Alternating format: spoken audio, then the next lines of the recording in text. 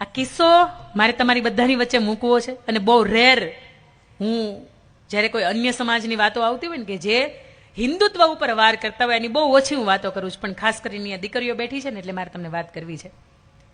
એ દીકરીને મોબાઈલ આપી દીધો.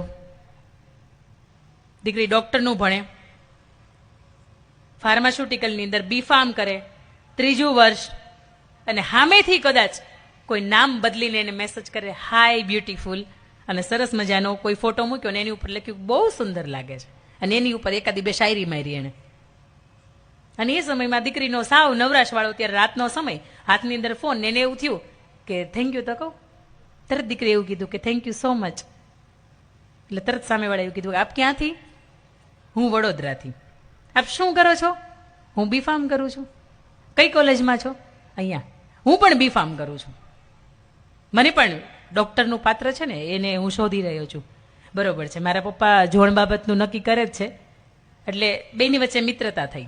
રોજ સાંજે 10-11 વાગ્યાનો ક્રમ, એ રોજ કલાક 2 કલાક વાતો થાય.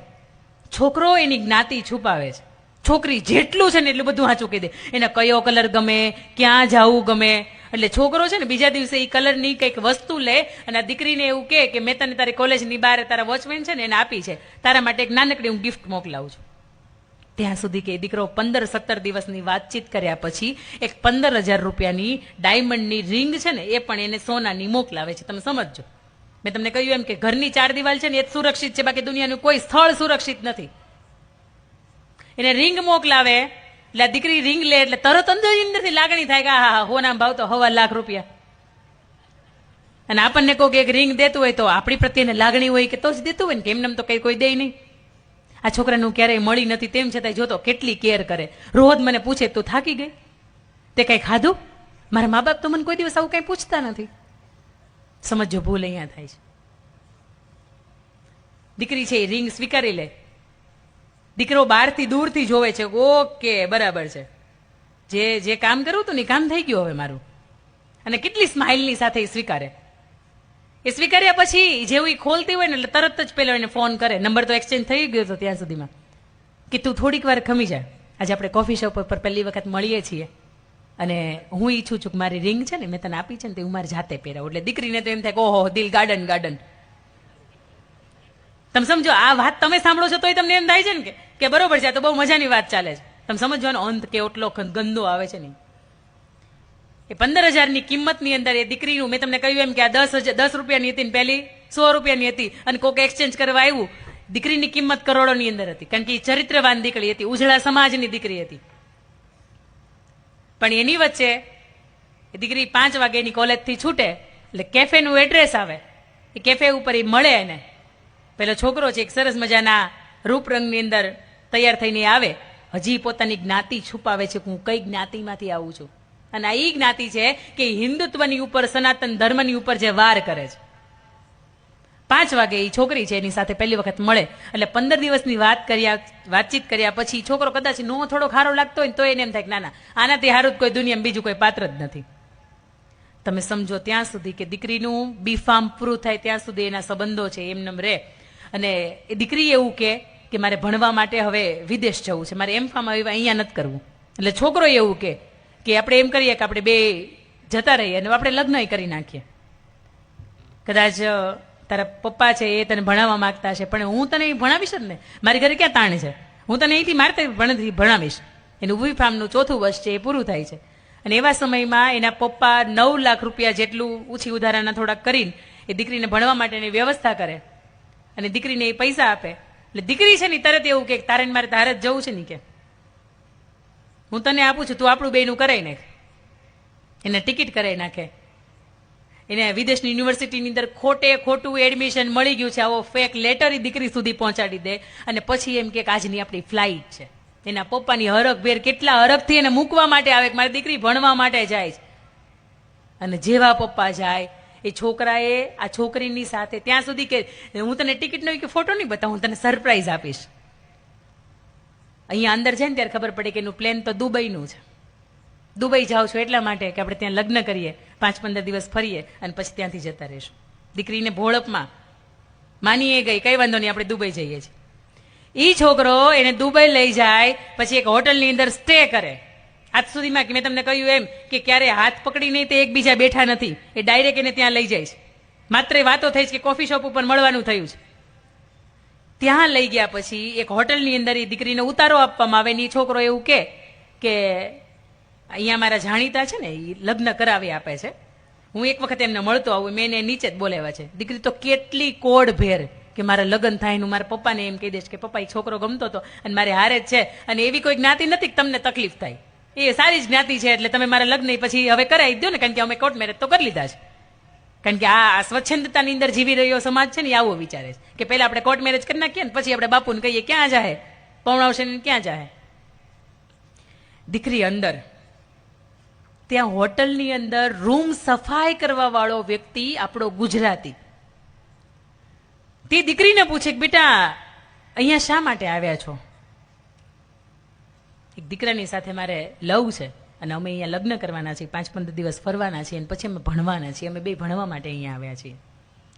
બેટા તને ખબર નથી આ હોટલ શા માટે છે? આ હોટલની અંદર કેવા લોકો આવે છે? આ હોટલની અંદર આવનારી દરેક દીકરી છે એની એક કિંમત નક્કી થાય છે, 15 લાખ, 25 લાખ, 35 લાખ, 50 લાખ, અને એની અંદર દીકરી વેચાઈ જાય છે. હું છે ને તારો ગુજરાતી જ છું, તારી ભાષા ઉપરથી મને અંદરથી એમ થાય છે કે મારી ગુજરાતની દીકરી તરીકે હું શું કરી શકું? મારી તો મજબૂરી છે એટલા માટે હું એ હોટલમાં કામ કરું છું. પુરુષ છું ને તો મારથી આ વસ્તુ જોવાતી નથી. બેટા તારી અંદર તાકાત હોય ને તો આવું હું તને ક્યાંક મદદરૂપ કરું, પણ અહીંથી તું નીકળી જાય એમાં ભલાઈ છે. અને પેલો માણસ રિસેપ્શનિસ્ટ હોય ને નીચે એને કેતો ગયો તો કે આ છોકરી અહીંથી બહાર ન જ આવી જોઈએ. અને બીજા જ માળ ઉપર હતી અને બાથરૂમનું વેન્ટિલેટર એ છોકરાએ જે પેલો માણસ હતો એને ખોલી દીધું. બાથરૂમના વેન્ટિલેટર ઉપરથી દીકરી નીચે ઉતરી ગઈ અને એને કીધું તારામાં તાકાત હોય ને એટલી અહીંથી જલ્દી તો ભાગી જાય. વિદેશની અંદર દુબઈની અંદર એ ભારતીય આપણી એમ્બેસી વાળા હોય ને ત્યાં જઈને એને એવું કે મારી સાથે આવી ઘટના બની છે, પણ આ ઘટનાનો શિકાર નથી બની, એ પહેલા મારી આંખ ઉગડી ગઈ છે, મારે તાત્કાલિક ભારત પાછું જવું છે.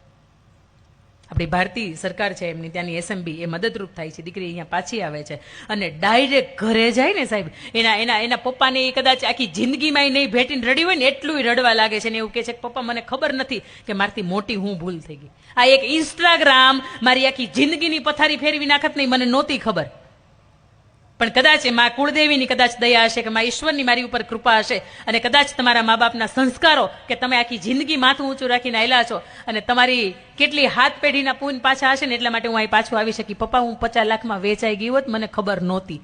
અને આખી ઘટના જ્યારે કહે છે ને ત્યારે બાપને એમ થાય છે કે હા. અને એક સંમેલન જવાનું હતું ને મારે, એની અંદર આ દીકરી પણ હાજર હતી અને એને ખુદ એના મુખેથી મને વાત કરી છે કે બેન તમે ક્યારે પણ દીકરીઓને વાત થતી હોય ને તો ક્યારેક આ વાત કરજો કે મારા જીવનની અંદર હું આવા મોતના મુખમાંથી થઈને પાછી આવી છું કે આ ઇન્સ્ટાગ્રામ નામના આ વોટ્સઅપ આવે છે કે આ ફેસબુક આવે છે, આ સોશિયલ મીડિયા તમને ક્યાંના ક્યાં ઉઠાવી જાય. તમને એમ થાય કે મારી દીકરી તો ડોક્ટરનું ભણે છે, એને કંઈ થોડું કોઈ પટાવીને જાય, પણ તમે અમુક ઘટનાઓ સાંભળો ને તો તમારા રૂવાડા ઉભા થઈ જાય કે આવું આપણી દીકરીઓ સાથે બને છે. કદાચ દુનિયામાં બને તો હજી એ પોસાય, પણ આપણા આંગણે આપણા સમાજની અંદર ને આપણા પરિવારની અંદરથી બાકાત રહી જાય ને બસ જગ જીતી ગયા. ખાસ કરીને મારી દીકરીઓ અહીં બેઠી છે ને તો દીકરી ઉપર હું ભાર મૂક્યો કે દીકરી કેવી હોય. અને બીજી મારે એક દીકરીના ચારિત્ર્યની વાત કરવી છે કે સૌરાષ્ટ્રની અંદર મારું પિયર હમણાં વાત કરી કે ધારગણી ગામ, ધારગણીની બાજુમાં એક લાખાપાદર ગામ, અને લાખાપાદર ગામની અંદર લાખાપાદર ગામનો ધણી લાખાવાળો એનો સરપંચ, એની દીકરી 14 વર્ષની હીરબાઈ વાળા. આજે પણ જ્યારે તમે ગામની આસપાસ જાઓ ને તો તમને એની અંદર ખાંભીઓ ખોડેલી જોવા મળે. એ 12-14 વર્ષની દીકરી અને લાખાવાળાને અને આસપાસનો એક આપા દેવાત નામનો એક ખૂંખાર બારવટીયો એની સાથે વેર બંધાણું. અને આપા દેવાતે એવું કીધું કે લાખાવાળા તું જોઈ લેજે, જે દિવસે સમય આવ્યો ને તે દિવસે તારા ગામને હું વિફરોળી નાખીશ, જીવતા નહીં મૂકું કોઈને અને બધું લૂંટી જાશ. લાખાવાળો આ બીકથી ક્યાંય જાય નહીં. અને એક વખત કોઈનું મરણ થઈ ગયું ને એમાં જવું જ પડે એવું હતું, ઘરની અંદર બાપ દીકરી બે રે, અને લાખાવાળો ગયો અને પાછળથી આપા દેવાતને ખબર પડી કે અહીંયા લાખાવાળો હાજર નથી, ચડાઈ કરો.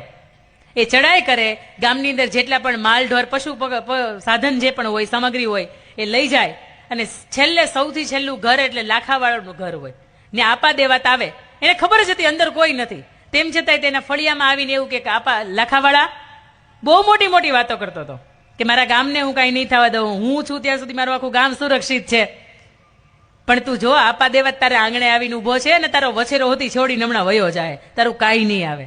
એનો વછેરો છોડવા માટે પોતાના હાથમાં રહેલું ભાલું છે ને એને એક થાંભલીના ટેકા ઉપર મૂકે છે અને નીચે બેઠો પોતે વછેરો છોડતો હોય એટલે પાછળથી 15 વર્ષની, હજી 15 વર્ષે એના પૂરા નથી થયા, 15 વર્ષની એ દીકરી છે, હીરબાઈ વાળા છે, હળવેકથી કમાડ ખોલીને આવે અને એનું ને એનું ભાલું લઈને એની પીઠની અંદર ભૂંકાવી દે. એટલું જ નહીં, બાપુ એને નાનપણથી શીખવાડેલું કે માત્ર ચાકુ છે કે માત્ર હથિયાર છે ને ઘરની અંદર ટીંગાડવા માટે નથી, જરૂર પડે ને તો આનો ઉપયોગ પણ કરતા તને આવડવું જોઈએ. હજી હું કહું છું, ગરબા ક્લાસમાં ન જાય ને તો ન જવા દેતા દીકરીઓ. કદાચ 10 દિવસની માતાજીની આરાધની નવરાત્રી નહીં કરે ને તો હજી હાલશે, પણ એની પાસે એકાદું હથિયાર એને ચલાવતા શીખવાડો, જેથી એને જરૂરિયાતનો સમય આવે ને તે દિવસે એ હથિયાર ચલાવી શકે. કદાચ એમાં પીને આવી જાય નાની એવી, પણ તમારી અંદર હિંમત તો હોવી જોઈએ ને. 5 માણા કોઈ પણ આવીને તમારી છેડતી કરતા હોય, તમારી પાસે કાંઈક તો એવું હોવું જોઈએ ને કે જેમાં તમે સ્વરક્ષા માટે કંઈક કરી શકો. આ હિંમત છે ને અંદરની આવે. આ ટાઢિયો તાવ કેમ અંદરથી આવે, અને જેમ અંદરની હિંમત છે ને એ અંદરથી આવે. એ દીકરી છે એને મારી નાખે. એટલું જ નહીં, બાપુની અંદરથી 2 તલવાર ટીંગાતી હતી, એમાંથી એક તલવાર લઈને આવે, એના કટકા કરે આપા દેવાતના, એની ગાંહડીમાં બાંધે અને રૂમની અંદર માલિપા કમાડ બંધ કરીને મૂકી આવે. વાટ જોઈને બેઠી હોય કે હવે મારા બાપુ ક્યારે આવે. હું એને કહું, હાંજ પડે, લાખાવાળાને ખબર પડે કે આવ ઘટના મારા ગામની અંદર ઘટી ગઈ છે. ભાગતો દોડતો હાંફતો આવતો એક મારી દીકરી નાની છે, એનું શું થયું હશે. આવે દીકરી થાંભલીને કોર ઉપર બેઠી હોય, બાપુ તમે આવી ગયા? હા બેટા આવી ગયો. પણ તને કાંઈ નથી થયું ને? એના માથા ઉપર હાથ ફેરવે, એને વાલ કરે કે તારી માની હાજરી નથી ને મને એમ થયું તને એકલો મૂકીને વહી ગયો, મારે તને હારે લઈ જાવી હતી. નહીં બાપુ, આખું ગામ લૂંટનારો વ્યક્તિ છે ને, મને ખબર નથી કોણ છે, કોણ આવ્યા હતા, પણ ફળિયામાં ઊભો રહીને એક માણસ એવું બોલતો હતો કે લાખાવાળા તારી પાસે તાકાત નથી તું તારા ગામને બચાવીએ, કે બાપુ તમે આખી જિંદગી ગામ માટે ખર્ચી નાખી છે અને તમારી વિરુદ્ધમાં બોલતો હતો ને, મેન પતાવી દીધો છે ને જવા નથી દીધો. આવું હું તમને એની અંદર બતાવું છું. એક કમાડ ખોલે છે અને અંદર લઈ જાય છે અને અંદર એને બતાવે છે. એનું મોઢું જોઈને આ રાખાવાળાના પરસેવા છૂટી જાય. બેટા તને ખબર છે આ કોણ છે? ના બાપુ નથી ઓળખતી કોણ છે. આ ખૂંખાર બારવટીઓ જેને આખું ગુજરાત ગોતે છે, આ ઈ વ્યક્તિ છે ને એને ત્યાં મારી નાખ્યો. હા બાપુ તમારી વિરુદ્ધમાં બોલતો હતો એટલે મેં જવા ન દેવાય મારાથી. અને તે દિવસે લાખાવાળા એ 15 વર્ષની દીકરી હીરબાઈ વાળાને માથા ઉપર હાથ રાખીને એવું કીધું હતું કે બેટા મને હવે ખબર પડી, આખી દુનિયા ભલે આખું ગામ મને એમ કહેતું હોય કે મારે ઘેરે દીકરી છે, પણ તે સાબિત કરીને બતાવ્યું કે મારે ઘેર દીકરો છે. સાહેબ આ દીકરીઓ છે કે બાપની વિરુદ્ધમાં કે સમાજની વિરુદ્ધમાં ખાનદાનની વિરુદ્ધમાં બોલે ને તો એ સાંભળી ન લે, સામે વાળાને ઊભા હળગાવી દે. અને આ હિંમત તમારી મારી